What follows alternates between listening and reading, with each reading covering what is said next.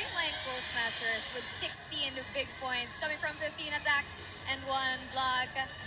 What a prelims this has been for you. Last game na talaga. Are you ready for qualifying rounds? But first, tell me your thoughts on the match. Wow, I can hear myself. But hello po, magandang gabi po sa inyong lahat.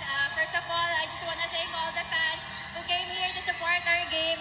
But truly, it was a good game from both sides. But I think at the end, nag-work yung mga basics namin and we really worked hard on our system this past few days. And thankfully, nanalo kami today.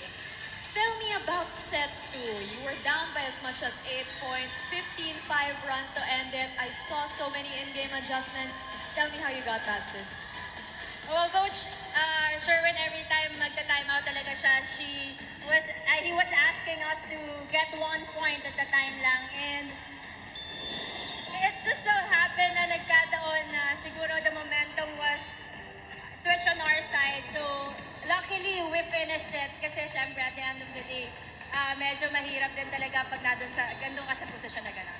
Alright, anyone you'd like to thank? Some messages for everyone? Go ahead.